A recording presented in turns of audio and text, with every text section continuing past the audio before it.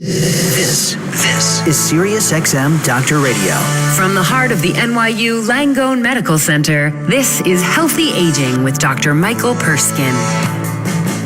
Welcome to the Healthy Aging Show. This is SiriusXM, Channel 110, the Healthy Aging Show, and I am Dr. Michael Perskin.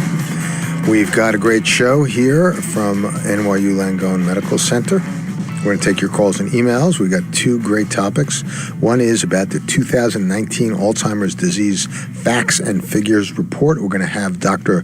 Joanne Pike talk to us. She's the Chief Program Officer at the Alzheimer's Association. We are going to start with vision because last month, February, was Low Vision Awareness Month. And we're going to talk about living with low vision with Laura Sperazza, who's a doctor of optometry. She's director of Low Vision Services, Diagnostic and Treatment Center at the Lighthouse Guild. She has over 20 years of experience and completed a residency in geriatric optometry, ocular disease, and low vision at Colon Memorial Hospital in New York after graduating from optometry school at SUNY. Laura, Dr. Sperazza, thank you so much for making yourself available and coming on the show. Oh, thank you for having me. Okay, so low vision, this is one of my trivia questions for medical students, right? So low vision is one of the more common types of disability in people, right? Absolutely. Especially in the elderly population, it affects up to 30 to 40% of patients who are over the age of 65. Right, and so it's very important because I think, and I'm trying not to pun, but right, it's not visible. So when we see someone in a wheelchair, or with a prosthesis or something, or a motorized scooter, we kind of know they have a mobility disability. Vision is a little more subtle, with the exception of people who use canes, like blind people who use it. Do they have a special name, those canes? I'm blanking on it if they do. They're called long canes or sighted canes. They're not the typical cane that you would use for support. It's more for guiding. Right. Okay. So let's focus on low vision, right? And my understanding is there's about 4 million Americans who have low vision. Correct. And so what is low vision? Maybe you can give us a definition. Sure. Low vision is a visual impairment that cannot be fully corrected with regular eyeglasses, contact lenses, medications, or surgery. It affects both eyes, and it's going to interfere with a person's ability to perform everyday activities like reading, writing, watching television, driving, recognizing faces, or participating in common activities that keep people active and independent. Right. So it's more about the severity. Right, it's not it has to interfere with your life. Yes, and it really it's very judgmental because you can't say that someone has to be legally blind to be suffering from low vision. It can be a wide range depending on the patient's needs. When it gets to the point where any person feels that they are unable to perform the activities that they need to keep them active and independent due to their vision, they're considered to have low vision. Got it. And people, you mentioned legal blindness, so people throw that term around a lot. Does it actually have a definition? Is it? Sure, yes. Legal blindness is vision of 20/200 or worse in the better seeing eye, or a visual field of 20 degrees or less. Got it. And so what does that look like, 20 degrees? How would you describe that to someone? It's a tunnel vision. Basically, you would see just a few degrees on either side of your central vision in any range of vision. So patients are left with no side vision. They are at risk for things like bumping into people or objects, not seeing cars when they're crossing the street, and in advanced cases, they may miss the beginning or the end of a sentence when trying to read. Got it. Okay, so that's pretty profound. Yes, absolutely. Right, and we think, based on pop statistics and stuff that folks know, that it's going to double. There'll be 2.3 million individuals are going to be blind in the next 3 decades, and 9.5 million are expected to live with low vision. Well, as the population ages and with the increase in baby boomers, we are expected to see larger amounts of people being diagnosed as legally blind or having low vision. Okay. And so what would some of the signs be for someone? How would someone know that they have low vision? Well, first and foremost, you need to get your eyes examined because you may be suffering from vision loss that is correctable. So you don't want to make the assumption that you have low vision until you've seen your eye doctor and had a candid discussion about whether your vision can be improved with medical or surgical treatment. If it can't be improved, then really it's a range. Some people may have trouble just reading their mail or reading the newspaper, but it can go as far as not being able to see street signs, bus numbers, bumping into people. So if you're at the point where you're having difficulty doing anything that you're used to doing that keeps you active because of your vision, you could be considered as having low vision. Got it. So, so the bottom line is that one should go see an eye doctor. And what are the general recommendations for what age to start that? Because we already said this is fairly correlated with age as a major risk factor. Well, we recommend eye examinations beginning at 6 months of age and going up. At the age of 18, you should be seeing your eye doctor every 2 years between 18 and about 50. After that, at least once a year. Okay. So that's reasonable, and I think that comports with recommendations, certainly after age 50. Absolutely. For screening for glaucoma, if nothing else. Right. And other than age, what are some of the other risk factors? Who's most likely to be impacted by low vision? I mean, it could be anybody. Anyone who's at risk for developing eye diseases or injury, head trauma, can lead to a loss of vision. Right, so you mentioned head trauma. Any specific diseases like diabetes comes to mind? Diabetes is one of the 4 major causes of vision loss. And so what are the other ones? Cataracts. And of course, in this country, most cataracts can be removed surgically, so a lot of people will not consider that a cause of low vision. But in some cases, cataracts cannot be removed due to complications. Right. Worldwide, cataracts is the leading cause of vision loss. So cataracts, diabetic retinopathy, glaucoma, and macular degeneration, which would affect your central vision, is really one of the more common conditions that we're seeing in the elderly patients. Got it. Well, Dr. Sperazza, let's invite our listeners to call in here on the Healthy Aging Show. We are speaking with Dr. Laura Sperazza, who is Director of Low Vision Services over at the Lighthouse Guild. She's a doctor of optometry, and we'd love to hear your questions. Maybe you have low vision and you want to share your story or make a comment, or you have a question about this.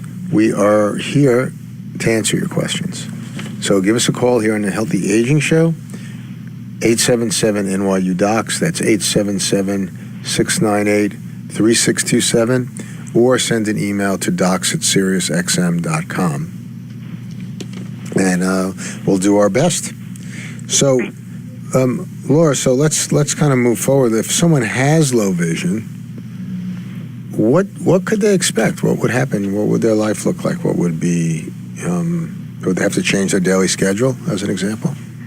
Yeah, it's going to affect every aspect of your life, from your ability to read, to cook, to manage your medications, to travel, and to perform your job accurately. So, in addition to low vision, we offer at Lighthouse Guild vision rehabilitation to address all of the aspects of daily life that can be impacted by low vision. And we work as a team approach to see the patient as a whole and to address every aspect of daily life that is impacted by their vision. Right, so what are some of the things, so you mentioned, so cooking as an example, it's hard because you can't read the ingredients. Right. But nowadays, how do people cope with that? Are there some tools and technologies that help with them?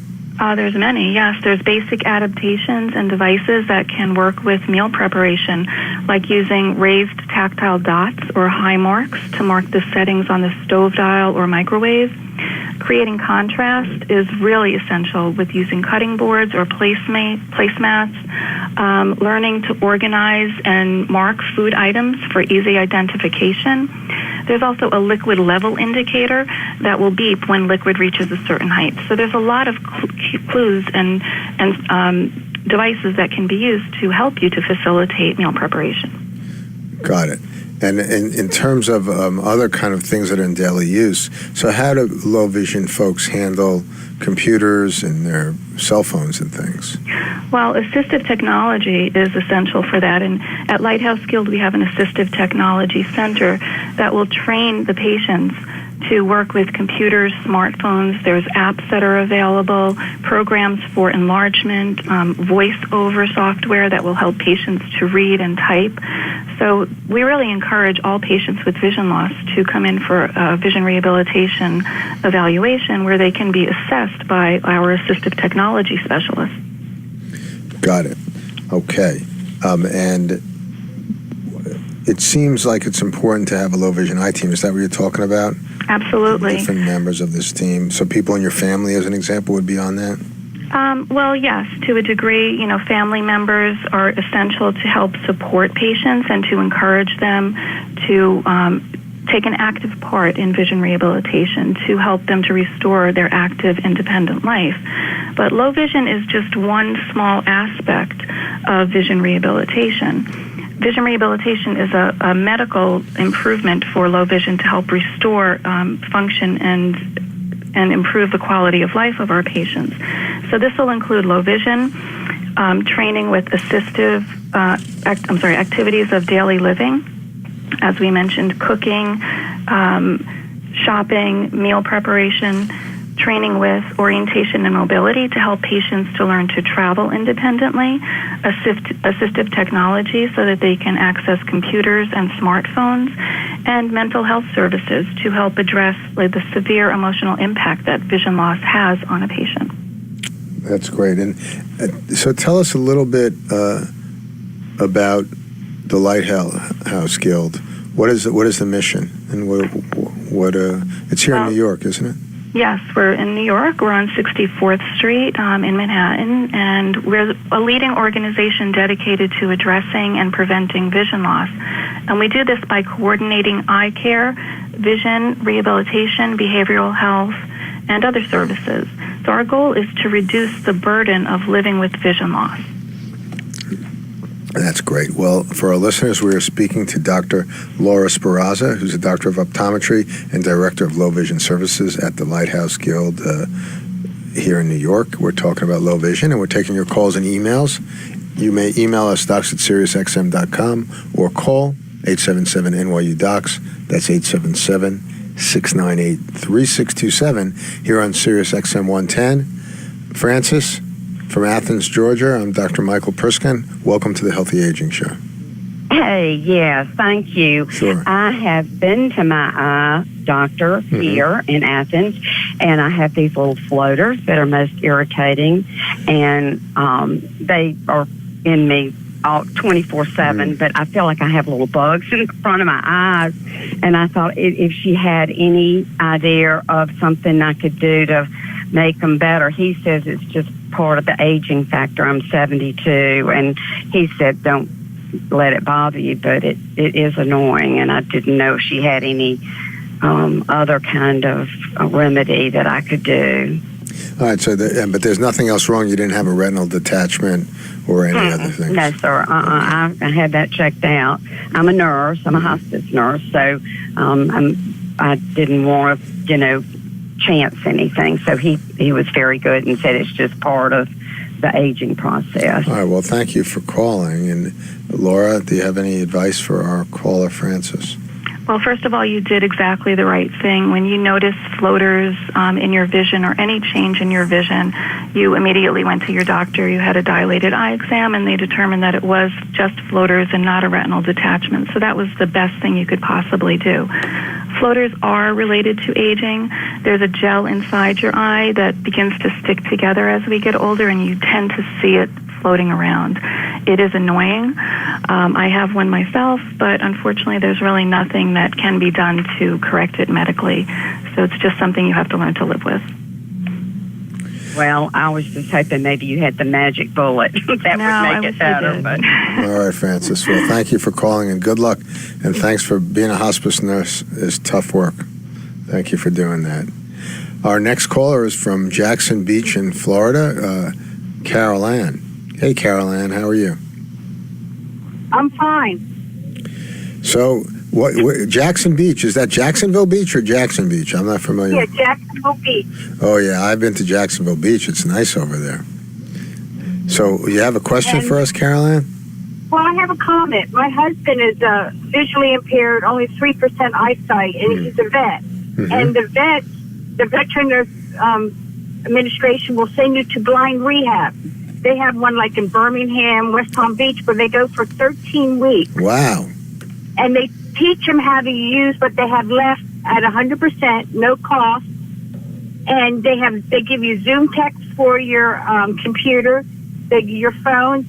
He made me a sewing stool. They have to work with everything, and he had to cook me a meal and everything. So if any vet out there, they have the Veterans Association had a beautiful blind rehab program. Wow, that's great to know.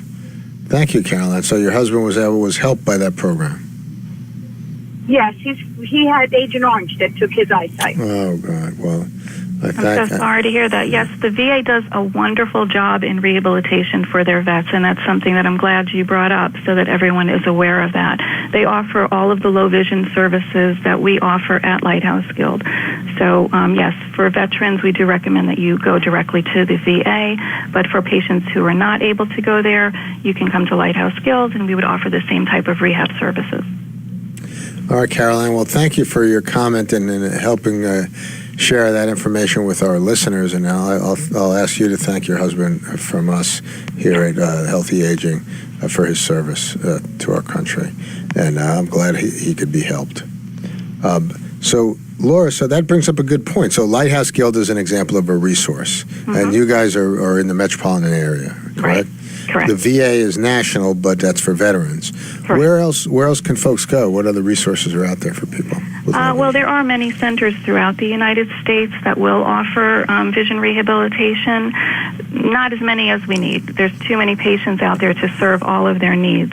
But I would suggest that your callers contact the American Optometric Association within their state, and they would be given references for low vision specialists. There's also, each state has the Commission for the Blind. They deal with patients who are legally blind. So once a doctor determines that you are legally blind, they will register you with the State Commission for the Blind, and they'll coordinate all of your resources for any vision rehabilitation. However, for patients who are not legally blind, they kind of fall in between the cracks, and they may have to seek those services on their own. But their doctors should be able to refer them to any services in their area. Got it. So that is important, and that's why it's important, that distinction of legally blind versus low vision. Because if you're legally blind, it sounds like historically there have been certain resources that exist for folks who are really severe, who are legally blind. Right, that's true. For other patients, unfortunately, insurance does not always cover services for low vision if you're not legally blind. But we do work with our patients to offer reduced rates, and there are other services and other agencies that if we can't work with you, then we will find someone who can help you. Okay, and then our caller also use the terminology that sometimes people use. So when you, as a doctor of optometry, measure someone's vision, you give a number with a top and a bottom number, mm-hmm. right? So like, and we'd like to be 20/20, right? So that people know that. So that means you could see the things at 20 feet, from 20 feet away, right. you can see a letter of a certain size. Correct. Right? So that's pretty much what it means. And if you're 20/40, right, that means you can see the letter that's 40 feet, that the person with 20/20 could see at 40 feet, correct, et cetera, right? Yes. And you mentioned that it's 20/200 would be legally blind? Yes. Right.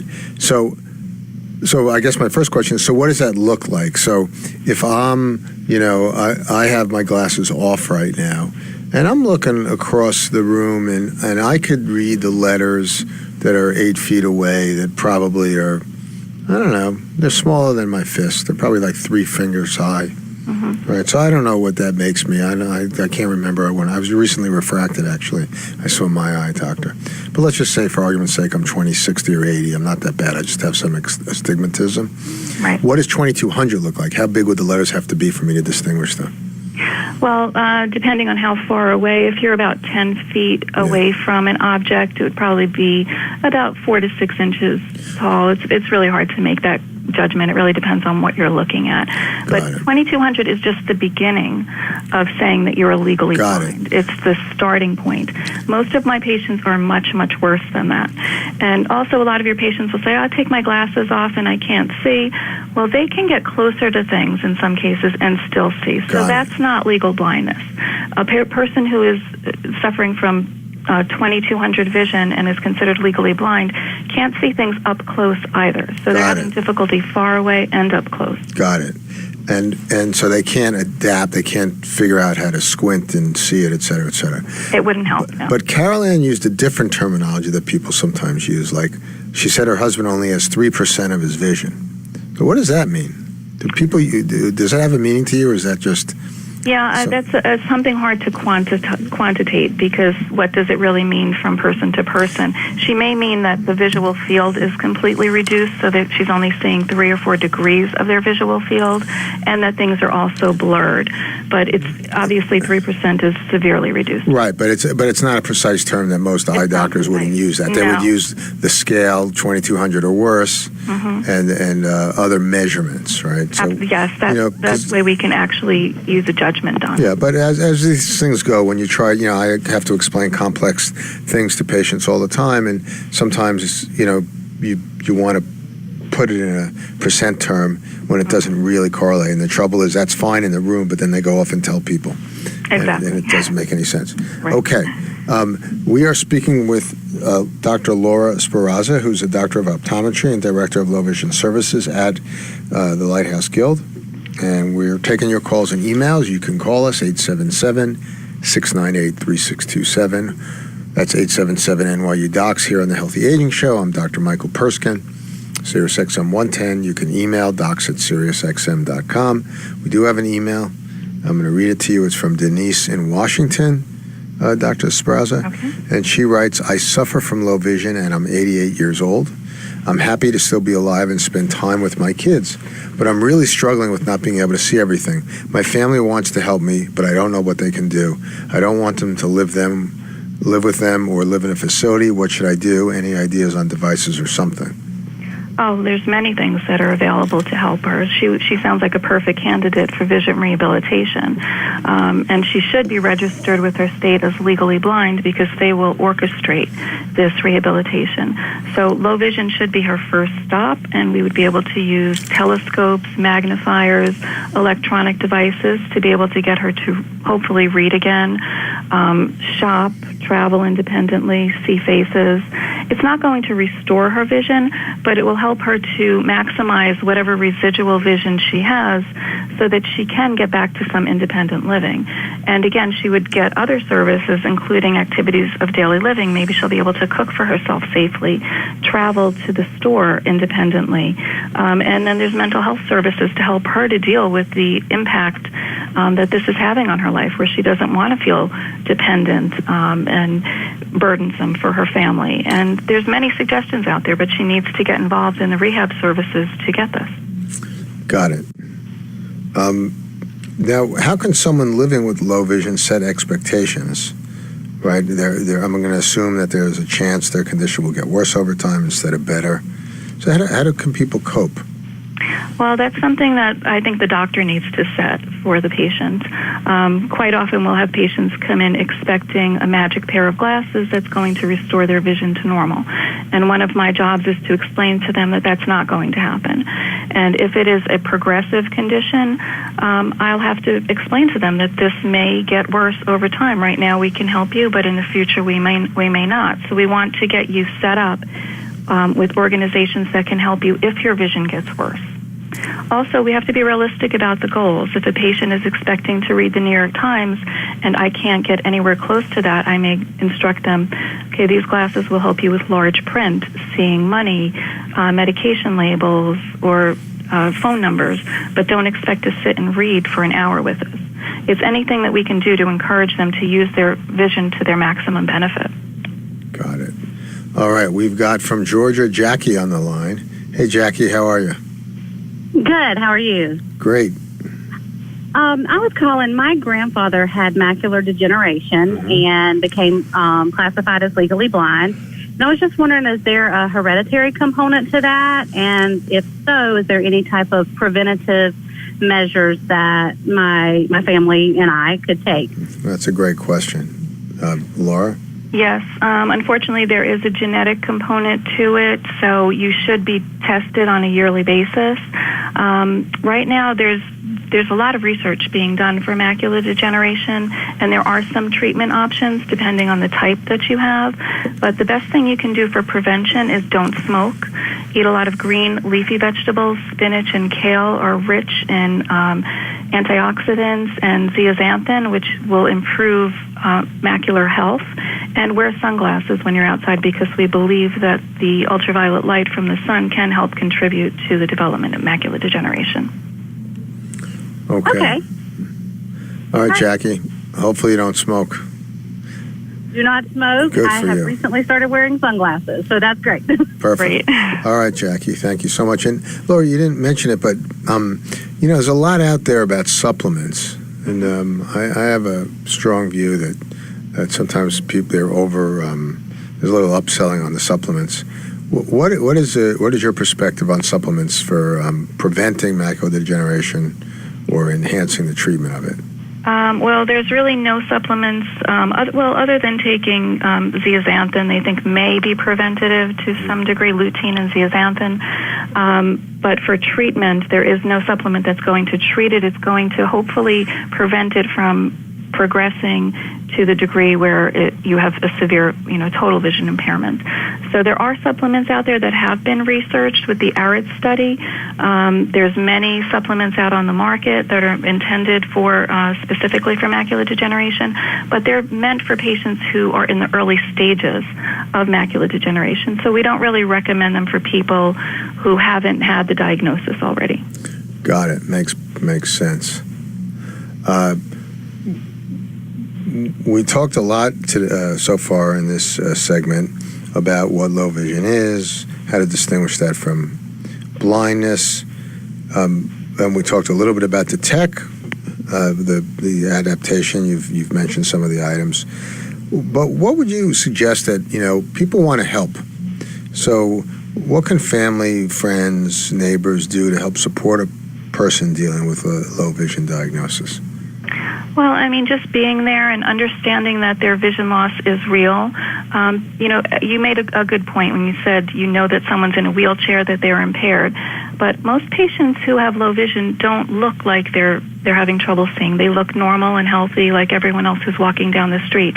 You may not be able to recognize that they have a vision loss, or they may be trying to hide their vision loss because they're embarrassed about it, or they don't want to be seen as a victim. So if you see someone who's struggling, talk to them about it and encourage them to see their eye doctor, first to confirm that there is a diagnosis and make sure that it can't be treated, but also to become aware of the rehabilitation options that are available. Once we get a patient to accept their vision loss, they're more willing to get involved in the rehabilitation process, which can really improve their functioning and independence dramatically. It. And would you have any words to help people approach someone when they think there's a problem? It depends on every person, but if you do see someone struggling, you can ask them, specific questions. Are you having trouble reading your mail? Can you not see your medication? Are you unable to see the television? Do you feel uncomfortable traveling independently? These are signs that both family members and doctors should be looking for to help patients identify vision loss. A lot of elderly patients think that, vision loss is a normal part of the aging process, and it isn't. Right. There are some normal changes that come with aging that will affect your eye, but it should not be a vision loss that impairs your ability to function. Got it. Okay, well, Dr. Sperazza, we're going to continue this conversation on low vision with our listeners here on the Healthy Aging Show, but for a minute, we're going to take a short break. This is Dr. Michael Perskin. Stay with us.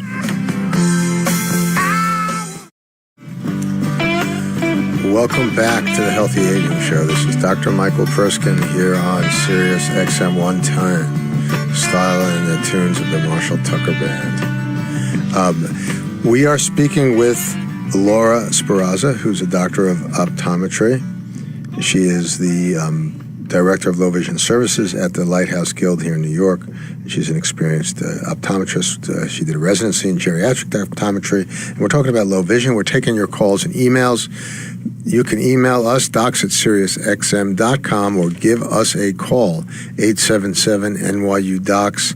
That's 877-698-3627. So, Laura, we'll have some listeners call in, but let's talk about a few other things, and maybe we'll sort of talk about a few of the disease states that result of this. And we mentioned cataracts, right? So cataracts were definitely the leading cause of blindness worldwide and still are.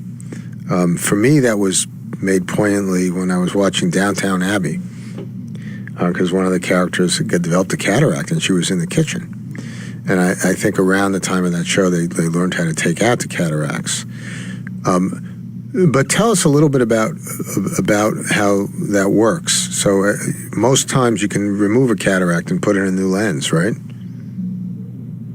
Over 90% of the cases, it can be easily treated. So a cataract is a clouding of the lens, which focuses light as it enters your eye onto the retina. The lens is located directly behind the colored portion of the eye, or the iris. And as we get older, just like getting gray hair, a normal aging change is that the lens will begin to yellow and opacify to some degree. So at a certain point, when it gets to the point where it's interfering with your vision, you can go in and surgically remove the lens. It's broken up using an ultrasonic device and sucked out of the eye, and a new lens, a clear artificial lens, is put in its place that will help to focus the light as it enters the eye. Yeah, I personally never understood how that really works. It's amazing, actually, because don't the muscles in the eye make around the iris contracted? But that's different. So the lens just kind of sits there? Right. So for a younger eye, there are muscles and zonules within the eye that act on the lens to help you to focus from distance to near easily. But another normal aging change is the development of presbyopia, which is the inability to see up close. So anyone over the age of 45 may need reading glasses, the over-the-counter glasses, the cheaters, just to help you to read. Because those muscles and the zonules lose their ability to flex. So by the time a person develops cataracts, if they're older, in their 60s or so, 60s or older, they've already lost that ability to focus up close. So when you remove the old cataract and you replace a lens in, it does not give you the ability to focus at all different distances. So most patients who have a traditional cataract surgery will be corrected to see far away, and they'll still need reading glasses to see up close. Got it. And so we can fix the cataracts, but of course in some countries they don't have the medical access to that. That's true. And is that hereditary cataracts? What causes cataracts? I know things like prednisone. If you use steroids for a long time, that enhances the development of cataracts. Right, absolutely. I mean, cataracts, it's a normal aging change. So I wouldn't say it's hereditary, because everyone will develop it, just getting gray hair or wrinkles. It's going to happen regardless. Will it get to the point that it interferes with your vision? Not necessarily, but in most cases it will. The things you can do to prevent it or prevent it from growing as quickly as it might is wear sunglasses, because the ultraviolet light from the sun does contribute to it, and don't smoke. Other than that, don't smoking thing turns out to be important. Absolutely. Smoking affects, all areas of your body. And wearing the sunglasses also seems to be a theme. So people should really kind of wear sunglasses when it's bright and sunny. You should wear it all year round, even in the winter, because the sun is even lower in the sky during the winter, and the ultraviolet light is still available. So I encourage people to use sunglasses whenever they're outside. Wow. Okay. Good to know. All right. And so even if it's in your family, it's just so common that it's not really a thing, that it's a family. It's going to affect everybody, so it's not really a hereditary issue. It's an aging issue. Got it. Okay. And how about glaucoma? Right. So maybe explain what glaucoma is to our listeners. So glaucoma is a painless disease. It's an elevation of the pressure inside your eye, similar to having your blood pressure being elevated, although it's not related to high blood pressure. And it's a silent condition, so you don't feel it. You just slowly begin to lose your side vision, which can only be detected if you go for a yearly eye exam where your pressure is measured by a doctor. And if glaucoma continues untreated, you will eventually be left with a tunnel vision, which can qualify you as legally blind. And in advanced cases, it can progress to total blindness.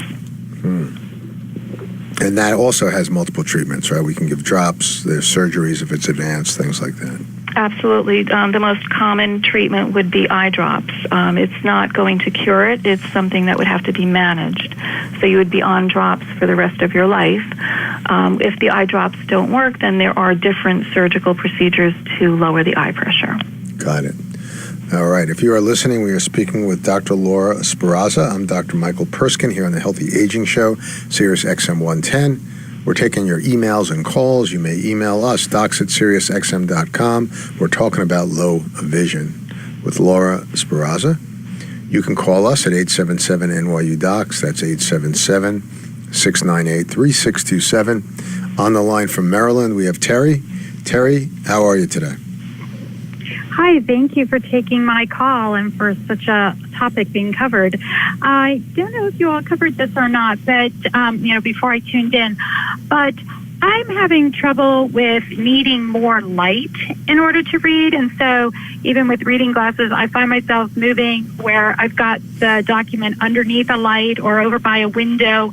And I'm just wondering if that's cataract related, even though my doctors haven't said anything yet about cataracts, or what it is that causes that, and if there's any turning that back. Well, are you wearing reading glasses? Yes. Okay, so even with your glasses on, you feel like you need more light? Yes. Okay. It does sound like it could possibly be related to cataracts. When you add more light, your pupil is constricting. So any light that's entering the eye is focused a little bit more with that constriction. So it'll help you to see it better. So possibly cataracts. You really, though, should see your eye doctor to be sure. Okay, I did have a checkup within this past year, and so, I'll see them again and talk specifically about this phenomena that I... Another common change with aging, and I don't know how old you are, I don't want to assume, but is a loss of contrast sensitivity, which means that you have more difficulty distinguishing features. So especially reading a newspaper, if the print isn't very bold, it may wash out a little bit, and more lighting will help with that. So not necessarily related to cataracts, although cataracts can cause a decrease in your contrast sensitivity, your ability to see things in a foreground, and that can make it more difficult to read. So more lighting would also help with that. All right, Terry, hopefully that is helpful, and thank you for listening, and thanks for calling. Next, we're going to speak to Bill. He's calling from Mississippi. Bill, what's going on? Well, good afternoon. Good afternoon to you. Hello. Very good. Can you hear me just fine? Yeah, you're coming in loud and clear, Bill. Sorry about that interruption. Anyhow, 12 years ago, I had a lens replacement, cataract. I expect to be around at least a couple more months, being 68 years old. I was just wondering the longevity of a single optical lens these days. About how long would they last? Oh, you mean when you get the replacement? I've already had them for 12 years, exactly. Yeah. Everything's fine. I was just wondering. Bill, that's a great question. I'm not aware that they wear out. Laura? No, they should last you for the rest of your life. There are other complications that can occur after cataract surgery. Sometimes a little bit of the cataract will grow back behind the lens that's implanted. In that case, you would have to have a laser procedure, not a complete surgical procedure, just to open up that little opacification. But there's no reason to think that you would ever have to have this lens replaced. All right, Bill. So rest assured. Great question, though. Great question. biocular. Have they made any improvements with stigmatism or no? Yeah, there are lenses that can be implanted for astigmatism, and also there are new lenses that are multifocal that can be implanted when you have the cataract taken out. So it can help you to see at different distances. It's more expensive, usually not covered through Medicare and or most other insurances, but it can give you a little bit more flexibility in your vision. All right, Bill. Thanks for calling. Great questions. Next from California, we have Rod on the line. Hey, Rod. What's going on? Hello. Good afternoon. I have a cataract in my right eye. I've had severe inflammation over the last couple years. It's been treated with drops, which has just made the cataract worse. And my doctor is hesitant to take care of the cataract because of that occasional inflammation. Is that something that's you've heard about, or is it normal? Well, that could be one of the complications that I mentioned that makes the cataract inoperable. So if the doctor feels that by going in, it's going to make this condition worse, you may be at risk of, not being able to have the cataract removed. So is it normal? Yes, it's unfortunate, but it's not very common. Okay. All right, thank you. All right, Rod, thanks. We've got lots of callers here on the Healthy Aging Show. You can call, too. 877-NYU-DOCS. That's 877-698-3627. 698-3627. Email is docs@SiriusXM.com. We're talking about low vision with Dr. Laura Sperazza. Chris is on the line from Atlanta, Georgia. Hey, Chris. Hey, how are you guys today? Good. How are you? Good. Good.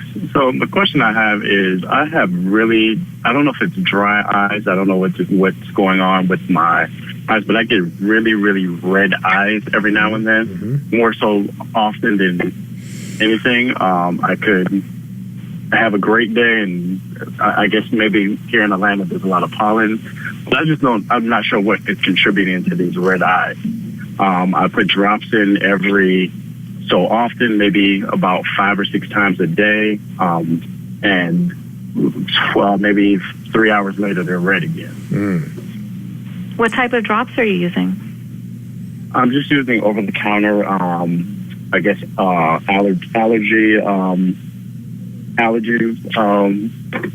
allergy drops. Yeah. If it's a dry eye condition, you'd really be better off using an artificial tear. The allergy drops may not be lubricating the eye as well as they should. It should, as long as it says for dry eye, it should be helpful. But you need to be consistent in your treatment for dry eye.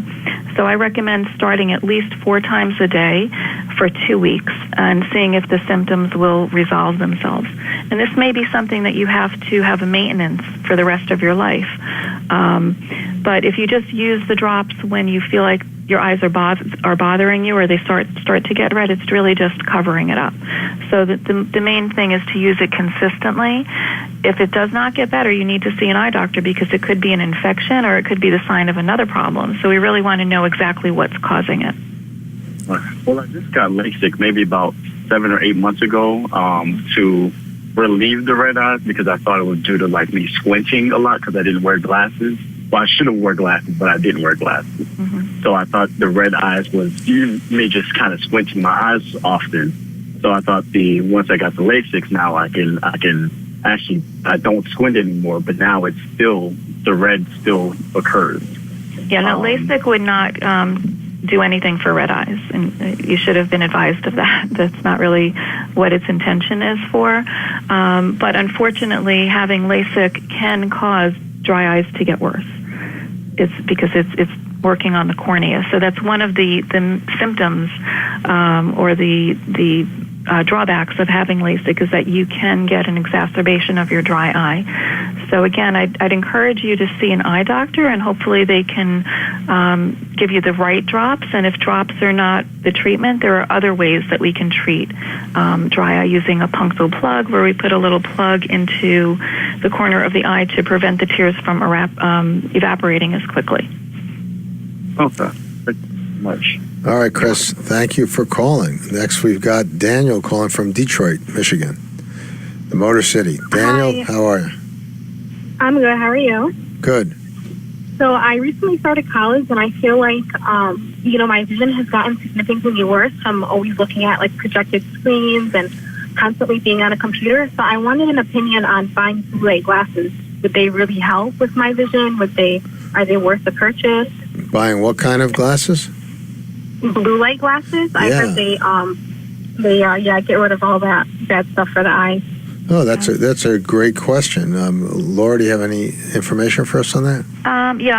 There's a lot out there about blue light. There hasn't been any consistent evidence that it will cause any protective measures in your eye. It's not really going to help you to prevent you from needing glasses, though. And the more screen time that you have, the worse your distance vision can become. So my advice would be the blue glasses are not going to hurt you. So if it makes you feel more comfortable, certainly you can use it. But try to decrease the screen time. Take frequent breaks. When you do take a break, look out a window. You want to relax your eyes, because the more time you spend looking at something up close, your eye tends to get stuck in that close position. And when you try to look far away, you may have some blurred vision, and it may eventually stay blurred to the point where you need glasses permanently. Mm-hmm. Well, thank you so much. I really appreciate it. You're welcome. All right, Danielle. Thank you for calling. Next, we've got Cindy calling from Florida. Hey, Cindy. How are you? Hi, how are you? Good. Thank you so much for this show. It's been so very interesting. Great. I'm glad you're enjoying it. I just wanted to call because about 10 years ago, in my late 40s, I had cataract surgery on both my eyes. And I had astigmatism, and they didn't implant anything. They just kind of made a slit in it and corrected it during the surgery. Okay. You didn't have an implant put in? Well, they did, a new lens, but there was nothing specific for the astigmatism. They actually have a videotape of the surgery, and they just made a little slit in it so it would flatten out. That's a kind of form of LASIK. I guess they're trying to reshape the front of the eye, or the cornea. That's the part of the eye that you would put a contact lens on. So it sounds to me like you did have the cataract removed, you had a lens implanted, and at that point there weren't as many advances in the implants for patients with astigmatism, so they tried to just sculpt the cornea a little bit to help reduce some of the astigmatism. I'm not a surgeon, so I don't really want to comment on that, but that sounds like what you're talking about. All right, Cindy, thanks for calling. So I'm gonna ask a question, Laura, because I have astigmatism. So maybe you'll explain it to me better than I understand it now. So is that from the lens in my eyes, or is it from the whole eye? Astigmatism can be caused by changes in the cornea, or the front of the eye where a contact lens is placed. It can also be related to the lens, so you can get a contributing factor from both of them.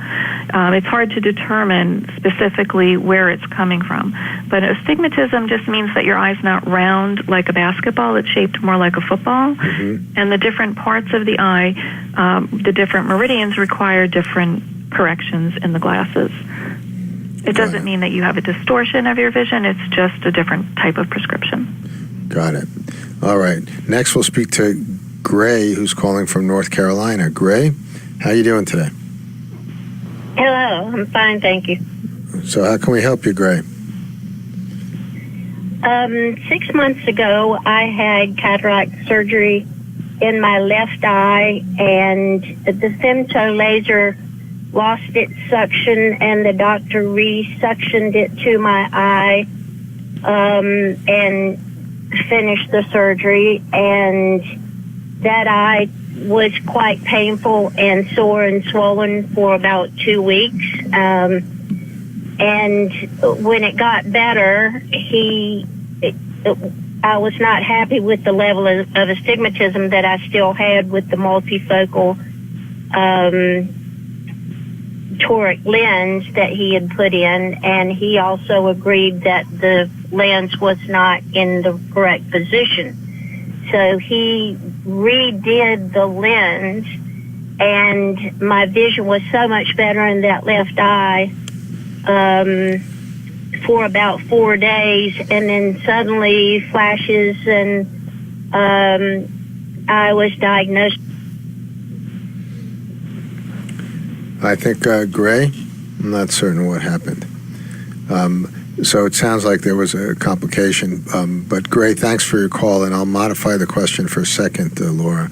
Okay. So cataract surgery is quite safe. I've been practicing general internal medicine and geriatrics for 30 years here in New York City, and I can count, I think, on one hand the number of patients who've had issues. So that's, of course, just my own experience. So what's your experience in the eye world? Absolutely. It's one of the safest procedures and most common procedures that's performed today. In 99% of the cases, there should be no complications. However, if there are underlying medical conditions, glaucoma, diabetic retinopathy, that's where you see most of the complications with cataract surgery. However, you are at risk for any surgery for developing an infection, and it sounds like she may have developed a retinal detachment, complaining of flashes or floaters, which is unlikely to happen, but, surgeries can always be complicated, so that would be unfortunate. It sounds like she had 2 procedures in the same eye, so that made it even more likely that there might be a complication. Okay. All right, Laura. So to review, low vision is very common, more common than most people know. We have, at least 4 million Americans now living with low vision, and we think that's going to more than double over the next 25 to 30 years. That's fair to say. You also mentioned several times, so not smoking, another injury to the body from smoking involves the eye. Absolutely. Right? So it sounds like that's pretty clear. And people should really think about wearing sunglasses to protect their eye. Absolutely. Every day outside, summer, winter, the sun is just as dangerous. So protecting your eyes will help prevent the development of cataracts and possibly macular degeneration. Right. And then further, depending on who you ask, people should get their eyes checked regularly. And per your professional association, that would be starting at 6 months, and then every 2 years from 18 to 50, and then maybe every year after that. Yes, and of course, if you have a family history or any other complications, or symptoms, you can come earlier. I'm sorry? Or symptoms. Or symptoms, right. Any symptoms, you should be seen as soon as possible. It's also important to remember, cover one eye, because patients don't always realize that they've lost vision in one eye when they're seeing with both eyes. So I encourage everyone every day, cover one eye and make sure there hasn't any change in your vision. If you notice a change, come in for an eye exam. Okay, well, Laura, Dr. Sperazza, thank you so much. That was Dr. Laura Sperazza talking about low vision from the Lighthouse Guild. We're going to take a short break. When we return, we're going to speak to Dr. Joanne Pike from the Alzheimer's Association about Alzheimer's disease. So stay with us here on the Healthy Aging Show.